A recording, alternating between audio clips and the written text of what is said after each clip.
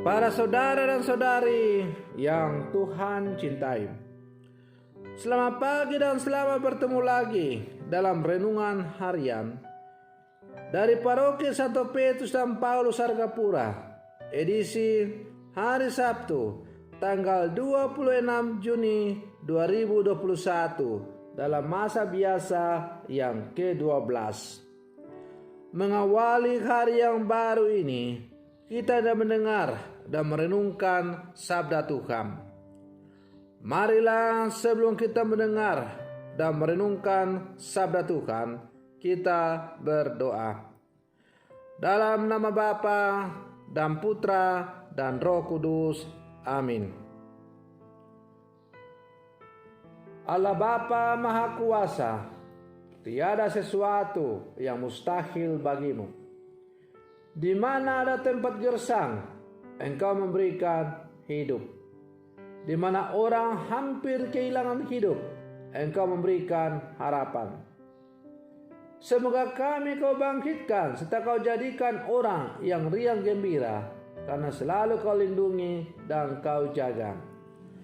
Bersabdalah ya Tuhan, kami siap untuk mendengarkan.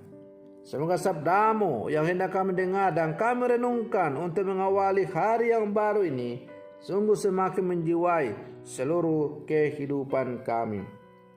Terpujilah Engkau Bapa, Putra dan Roh Kudus, kini dan sepanjang segala masa. Amin. Para saudara dan saudari yang Tuhan cintai, sabda Tuhan yang hendak kita dengar dan kita renungkan untuk mengawali hari yang baru ini, hari Sabtu tanggal 26 Juni 2021 dalam masa biasa yang ke-12, diambil dari Injil Matius pasal 8 ayat 5 sampai 17. Tuhan bersamamu. Inilah Injil Tuhan kita Yesus Kristus menurut Santo Matius. Pada suatu hari, Yesus masuk ke Kapernaum. Maka datanglah seorang perwira mendapatkan dia dan mohon kepadanya, "Tuan, hambaku terbaring di rumah sakit, lumpuh dan ia menderita." Yesus berkata kepadanya, "Aku akan datang menyembuhkannya." Tetapi jawab perwira itu kepadanya, "Tuan, aku tidak layak menerima Tuan di dalam rumahku. Katakan saja sepatah kata, maka hambaku itu akan sembuh. Sebab aku sendiri seorang bawahan, dan di bawahku ada pula prajurit. Jika aku berkata kepada salah seorang prajurit itu pergi, maka ia pergi. Dan kepada seorang lagi datang, maka ia datang. Ataupun kepada hambaku, kerjakanlah ini, maka ia mengerjakannya." Setelah Yesus mendengar hal itu, heranlah ia dan berkata kepada mereka yang mengikutinya, "Aku berkata kepadamu, sesungguhnya iman sebesar ini tidak pernah aku jumpai pada seorang pun di antara orang Israel. Aku berkata kepadamu, banyak orang akan datang dari timur dan barat dan duduk makan bersama-sama dengan Abraham, Ishak dan Yakub dalam kerajaan surga. Sedangkan anak-anak kerajaan itu akan dicampakkan ke dalam kegelapan yang paling gelap. Di sanalah akan terdapat ratap dan kertak gigi." Lalu Yesus berkata kepada perwira itu, "Pulanglah dan jadilah kepadamu seperti yang engkau percaya."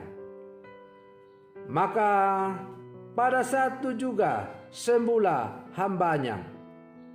Setibanya di rumah Petrus, Yesus pun melihat ibu mertua Petrus terbaring karena sakit demam.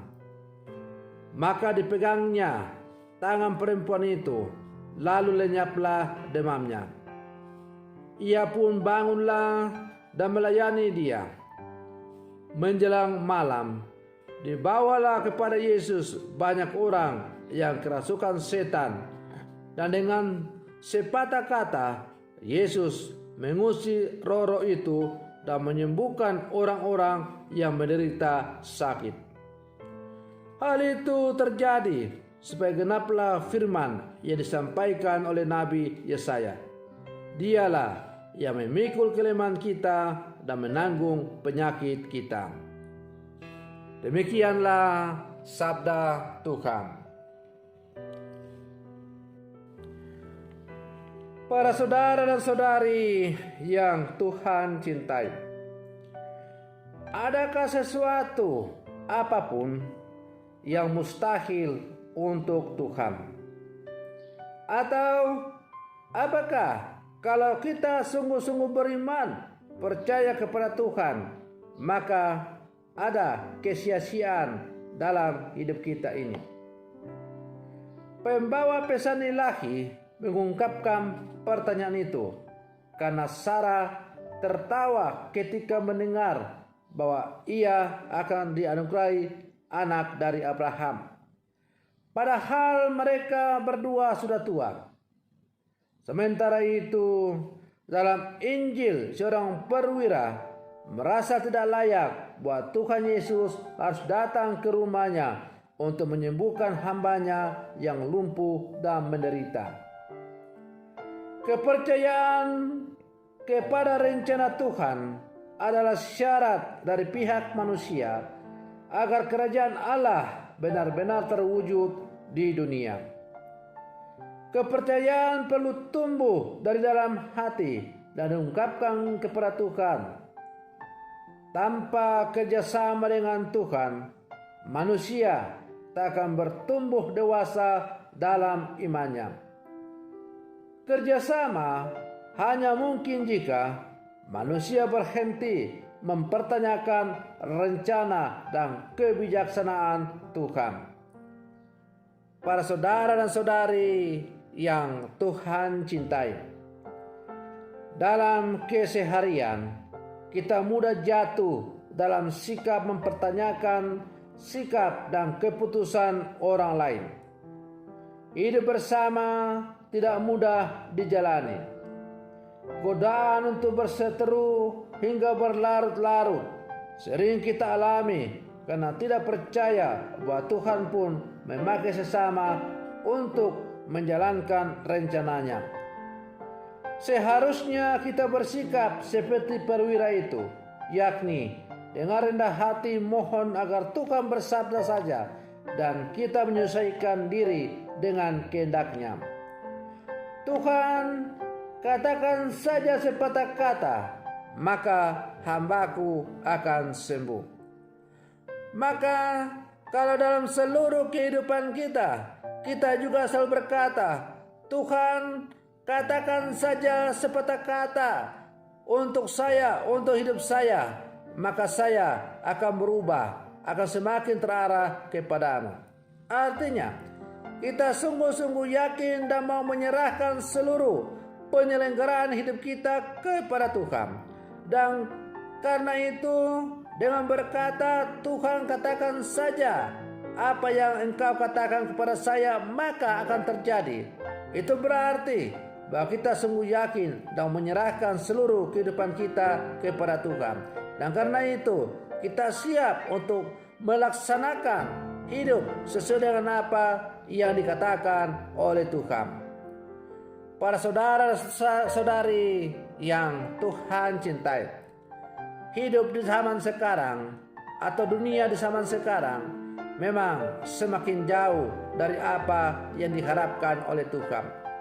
Dan karena itu kita bisa melihat kekacauan di sana sini, pembunuhan, perampokan, korupsi, dan sejumlah kejahatan semakin merajalela dan kasat mata terjadi di hadapan kita. Kenapa?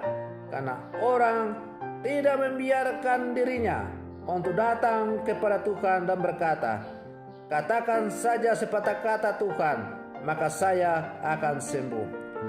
Orang lebih suka untuk mengikuti hasrat dirinya, hasrat keinginan daging, daripada mengikuti hasrat yang diharapkan oleh Tuhan.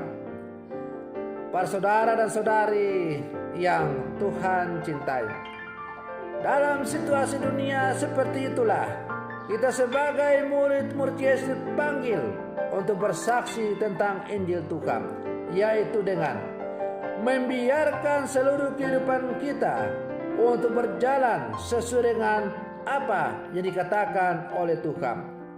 Maka kalau kita bisa hidup sesuai dengan apa yang dikatakan oleh Tuhan, maka yakin dan percayalah bahwa kesaksian hidup kita itu entah lambat atau cepat pasti akan membawa dampak dalam perubahan dunia ini.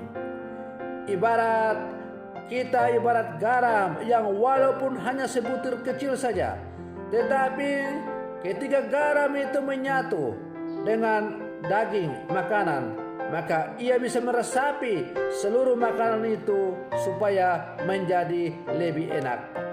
Maka mari kita merasuki dunia ini dengan contoh teladan hidup kita sebagai murid-murid Yesus, dengan melaksanakan apa yang dikatakan oleh Yesus kepada kita. Maka yakin dan percayalah bahwa kita akan mampu untuk membawa perubahan dalam kehidupan ini.